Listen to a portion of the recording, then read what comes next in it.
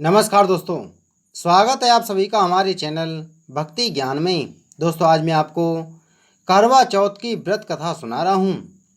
करवा चौथ एक बहुत ही प्रसिद्ध व्रत है।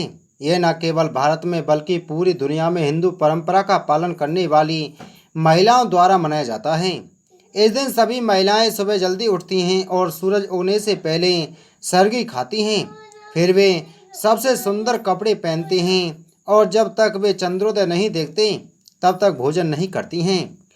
बहुत समय पहले इंद्रप्रस्थ शहर में एक वेद शर्मा नाम का ब्राह्मण था। वेद शर्मा ने लीलावती से खुशी खुशी शादी की थी और उनके 7 महान पुत्र और वीरवती नाम की एक चतुर बेटी थी। 7 भाइयों की इकलौती बहन के कारण उसे न केवल उसके माता पिता बल्कि उसके भाइयों ने भी लाड़ प्यार किया। एक बार जब वह परिपक्व हो गई तो उसकी शादी एक उपयुक्त ब्राह्मण लड़के से कर दी गई। विवाह के बाद जब वीरवती अपने माता पिता के साथ थी, उसने अपनी बहनों के साथ अपने पति की लंबी उम्र के लिए करवा चौथ का व्रत रखा। करवा चौथ के व्रत के दौरान वीरवती की भूख सहन नहीं हुई। कमजोरी के कारण वह बेहोश होकर जमीन पर गिर पड़ी। सभी भाई अपनी प्यारी बहन की दयनीय स्थिति को सहन नहीं कर सके। वे जानते थे कि वीरवती एक पतिव्रत है, तब तक कोई भोजन नहीं करेगी जब तक कि वह चंद्रमा को ना देख ले, भले ही उसकी जान क्यों ना निकल जाए। सभी भाइयों ने मिलकर व्रत तोड़ने के लिए बहन को बरगलाया करने की योजना बनाई। भाइयों में से एक दूर के वट वृक्ष पर छलनी और दीपक लेकर चढ़ गया। जब वीरवती को होश आया तो बाकी भाइयों ने उसे बताया कि चांद उगाया है और उसे चांद देखने के लिए छत पर ले आया। वीरवती ने एक दूर वट वृक्ष पर छलनी के पीछे दीपक देखा और माना कि चंद्रमा पेड़ के घने के पीछे उग आया है। अपनी भूख मिटाने के लिए उसने तुरंत दीप को प्रसाद चढ़ाया और उपवास तोड़ा। जब वीरवती ने भोजन करना शुरू किया तो उसे सभी प्रकार के अपशगुन मिले। पहले निवाले में बाल निकला, दूसरे में छींक आई और तीसरे में उसने अपने ससुराल वालों का निमंत्रण मिला। पहली बार अपने पति के घर पहुंचने के बाद उसने अपने पति का शव मिला। अपने पति के शव को देखकर वीरवती रोने लगी और करवा चौथ के व्रत के दौरान कुछ गलती करने के लिए खुद को दोषी ठहराया। वह बेसुध होकर विलाप करने लगी। उनका विलाप सुनकर इंद्रदेव की पत्नी देवी इंद्राणी वीरवती को सांत्वना देने पहुंची। वीरवती ने इंद्राणी से पूछा कि करवा चौथ के दिन उसे ऐसा क्यों मिला और उसने अपने पति को जीवित करने के लिए भीख मांगी। वीरवती का पश्चाताप देखकर देवी इंद्राणी ने उनसे कहा कि उन्होंने चंद्रमा को अर्घ दिए बिना ही व्रत तोड़ दिया और इस वजह से उनकी पति की असमय मृत्यु हो गई। इंद्राणी ने वीरवती को सलाह दी कि वह करवा चौथ के उपवास सहित पूरे वर्ष में हर महीने चौथ का व्रत रखे और आश्वासन दिया कि उनके पति जीवित वापस आएंगे। उसके बाद वीरवती ने पूरे विश्वास और अपनी अनुष्ठानों के साथ मासिक उपवास किया। अंत में उन व्रतों का पुण्य संचय करने के कारण वीरवती को उसका पति वापस मिल गया। करवा चौथ व्रत की दूसरी कहानी। बहुत समय पहले की बात है। एक साहूकार के 7 बेटे और उनकी एक बहन करवा थी। सभी 7 भाई अपनी बहन से बहुत प्यार करते थे, यहाँ तक कि वे पहले उसे खाना खिलाते और बाद में स्वयं खाते थे। एक बार उनकी बहन ससुराल से मायके आई हुई थी। शाम को भाई जब अपना व्यापार व्यवसाय बंद कर घर आए तो देखा उनकी बहन बहुत व्याकुल थी।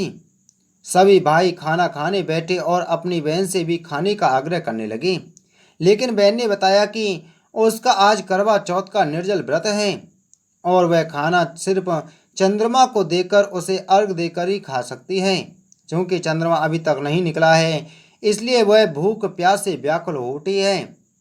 सबसे छोटे भाई को अपनी बहन की हालत देखी नहीं जाती और वह दूर पीपल के पेड़ पर एक दीपक जलाकर चलनी की ओट में रख देता है।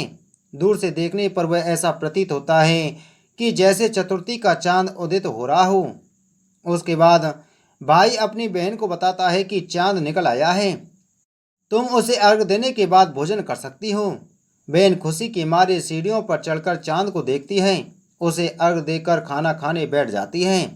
वह पहला टुकड़ा मुंह में डालती है तो उसे छींक आ जाती है, दूसरा टुकड़ा डालती है तो उसमें बाल निकल आता है, और तीसरा जैसे ही टुकड़ा मुंह में डालने की कोशिश करती है तो उसके पति की मृत्यु का समाचार उसे मिलता है।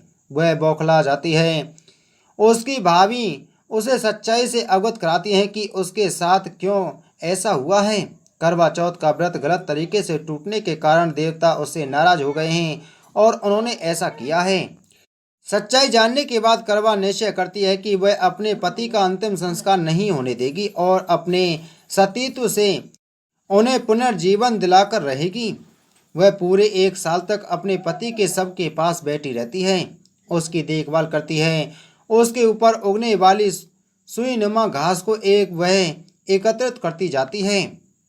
1 साल बाद फिर करवा चौथ का दिन आता है। उसकी सभी भाभियां करवा चौथ का व्रत रखती हैं। जब भाभियां उससे आशीर्वाद लेने आती हैं तो वह प्रत्येक भाभी से यम सुई ले लो, पिए सुई दे दो, मुझे भी अपनी जैसी सुहागिन बना दो, ऐसा आग्रह करती है। लेकिन हर बार भाभी उसे अगली भाभी के आग्रह करने का कहकर चली जाती है। इस प्रकार जब छठे नंबर की भाभी आती है तो करवा उससे भी यही बात दोहराती है।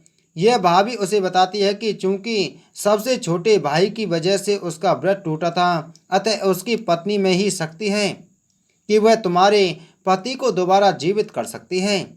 इसलिए जब वह आए तो तुम उसे पकड़ लेना और जब तक वह तुम्हारे पति को जिंदा ना करते उसे नहीं छोड़ना। ऐसा कहकर वह चली जाती है। सबसे अंत में छोटी भाभी आती है। करवा उनसे भी सुहागिन बनने का आग्रह करती है, लेकिन वह टाल मटोली करने लगती है। इसे देख करवा उन्हें जोर से पकड़ लेती है और अपने सुहाग को जिंदा करने के लिए कहती है। भाभी उससे छुड़ाने के लिए नोचती है, खसोटती है, लेकिन करवा नहीं छोड़ती। अंत में उसकी तपस्या को देख भाभी पसीज जाती है और अपनी छोटी उंगली को चीरकर उसमें से अमृत उसके पति के मुंह में डाल देती है। करवा का पति तुरंत श्री गणेश कहता हुआ उठ बैठता है। इस प्रकार प्रभु कृपा से उसकी छोटी भाभी के माध्यम से करवा को अपना सुहाग वापस मिल जाता है। हे श्री गणेश, माँ गौरी, जिस प्रकार करवा को चिर सुहाग का वरदान आपसे मिला है वैसा ही सब सुहागनों को मिले। आइए जानते हैं करवा चौथ की पूजन विधि। सुबह सूर्योदय से पहले उठकर स्नान करें और पूजा घर की सफाई करें। फिर सास द्वारा दिया हुआ भोजन करें और भगवान की पूजा करके निर्जला व्रत का संकल्प लेना चाहिए। यह व्रत सूर्य अस्त होने के बाद में चंद्रमा के दर्शन करने के बाद ही खुलना चाहिए और बीच में जल भी नहीं पीना चाहिए। संध्या के समय एक मिट्टी की वेदी पर सभी देवताओं की स्थापना करनी चाहिए। इसमें 10 से 13 करवे करवा चौथ के लिए खास मिट्टी के कलश रखें। पूजन सामग्री में धूप, दीप, चंदन, रोली, सिंदूर आदि थाली में रखें। दीपक में पर्याप्त मात्रा में घी रहना चाहिए जिससे वह पूरे समय तक जलता रहे। चंद्रमा निकलने के 1 घंटे पहले पूजा शुरू की जानी चाहिए। अच्छा हो कि परिवार की सभी महिलाएं साथ पूजा करें। पूजा के दौरान करवा चौथ कथा सुने या सुनाएं। चंद्र दर्शन छलनी के द्वारा किया जाना चाहिए और साथ ही दर्शन के समय अर्घ के साथ चंद्रमा की पूजा करनी चाहिए। चंद्र दर्शन के बाद बहू अपनी सास को थाली में सजाकर मिष्ठान, फल, मेवे, रुपए आदि देकर उनका आशीर्वाद लें और सास उसे अखंड सौभाग्यवती होने का आशीर्वाद दें। इस प्रकार करवा चौथ का व्रत संपूर्ण होता है। बोलो गणेश भगवान की जय।